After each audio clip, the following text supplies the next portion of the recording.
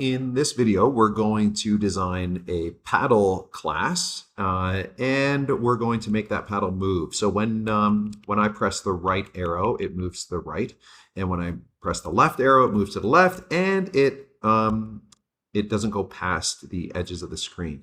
Now you can see the ball right now is going through the paddle, so we'll fix that in the next video. But yeah, hopefully at the end of this, you'll be able to draw a paddle. Again, mine's pretty plain. You might want to add an image instead of just a white rectangle. But I'll leave that as an exercise for you. So first thing we're going to do is make a paddle class. And I'll just zoom in a tiny bit here. So this is going to be a paddle. You may want to import a wt.star if you want a certain color or graphics. Okay, and then these are going to be the instance variables. So the paddle is going to have an X and a Y, which represent the top left corner. Okay, so this would be the top left corner X value and the top left corner Y value. Okay, I suppose you could change that where X and Y represent the dead center of the paddle. You could do that, but I think it'd just be even more calculations to check for collisions. Okay, then we have a width of the paddle, a height of the paddle. I've decided to use a color, but you could replace this with an image. And then I have a speed for the paddle as well. So we're going to make the constructor here. And again, we're going to pass in 6 parameters, and then we're going to assign each of them to the instance variable. Okay, so we should be okay with that. Then I've got 6 accessor methods, and I have 6 mutator methods. You could pause the video and create these. Okay, then we have a draw method that accepts a graphics G. So this is going to be called, this method is going to be called from the paint method in our other class, in the Brickbreaker game class. So all we're going to do is set the color to whatever this color is, and then we're going to draw a filled in rectangle with the top left corner of X, Y, and it's going to have a width of width and a height of height. Okay, so these 4 values are simply just the instance variables of this class passed in to the constructor. And again, we're going to create our constructor in this other, we're going to create a paddle object, and we're going to call this constructor from the other class. Okay, and then below the draw, we have a move right and a move left. Okay, now this is basically saying if X plus width, so that's going to be the right-hand side of my paddle. If that is less than 1200, then go ahead and move it. Okay, so I'm going to add speed to X. So that's what the speed instance variable is. It just kind of tells us how far to move the paddle left or right. Okay, and then similarly for the move left method, as long as X is positive, then I'm going to subtract speed from X. Okay. All right, so then going into the Brickbreaker game, we're going to do a few things. So one thing we're going to do is create a paddle reference. I suppose up here I should really say object references. So it's actually good practice to declare the references at the class level.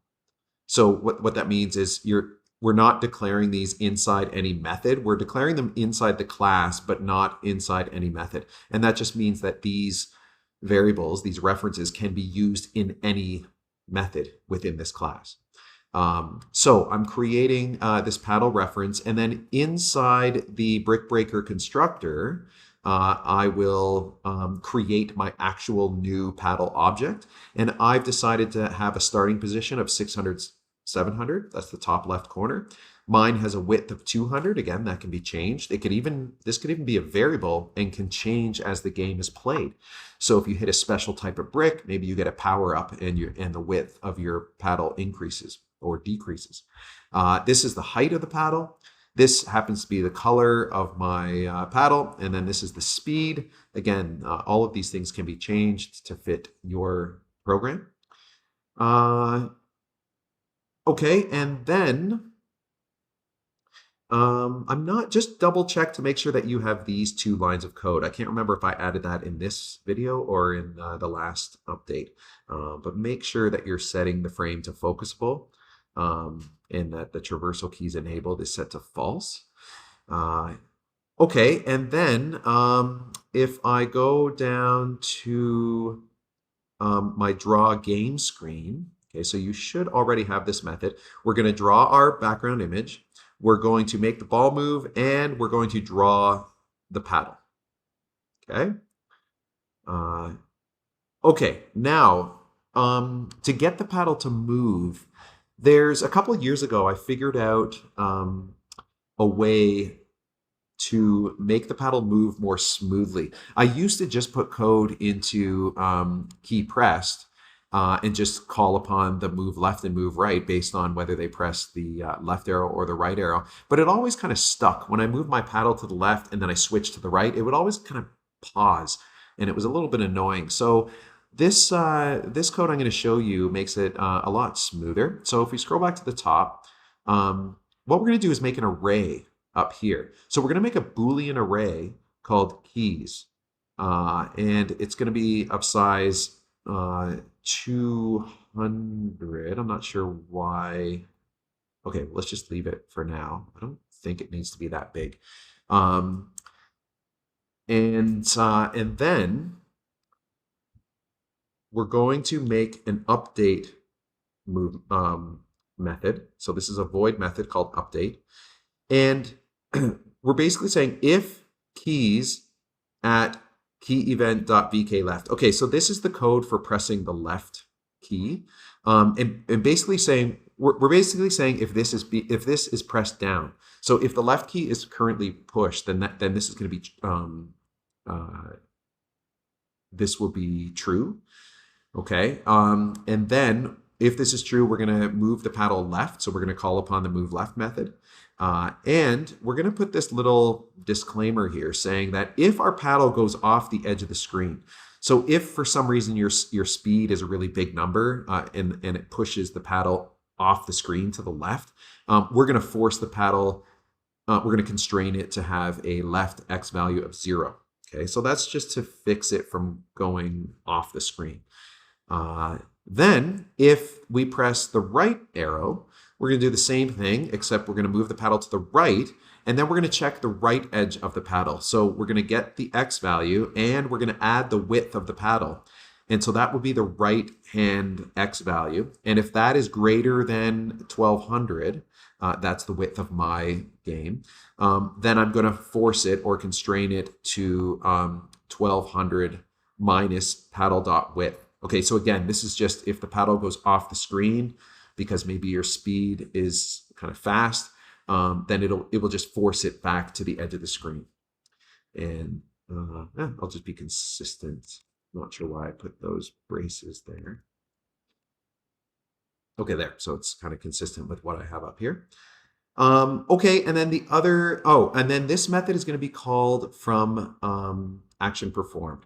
Okay, remember, what is action performed? This is a method that is called every time the timer ticks. So basically every 1 millisecond. So I've got a timer here, and every 1 millisecond, the action performed method is going to happen. And so inside here, if play is true, you should already have this. Not only are we going to repaint, but we're going to update. So we're going to update the paddle. Okay, finally, way down in your key pressed method, you should have this. If screen equals 2, we're going to indicate that the game is going to begin. So play is true. But then also we're going to update our keys array to true. Oh, yes. Okay, I think this is why we set the array to 200. So this is going to be the code of the key that we press. So it's going to be like an ASCII code. So the 200 is enough to include all of the characters on our keyboard, the usable ones. So basically, if you can picture this 200 element array, whenever I press the left arrow, it's going to get the ASCII code, which I don't know, maybe it's 100 40. And then it's going to set that element in the array to true. Okay. And then when we release the key, we're going to go to that same index and we're going to change it to false. Okay. So this big array is just a whole bunch of switches, basically. They start by all being false, but if you press the left and right arrow, we're going to change those array positions to true. Okay. And then again, when you go to the update method, we're basically saying, hey, if keys at this index is true, like if this whole thing is a true value, then I'm going to do this.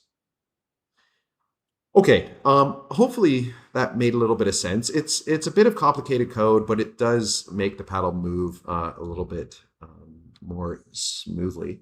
So give that a shot, and yeah, try and add an image instead of just a plain rectangle. And then in the next video, we will get that ball to bounce off the paddle, and then we'll make our bricks from there. Okay, see you in the next video.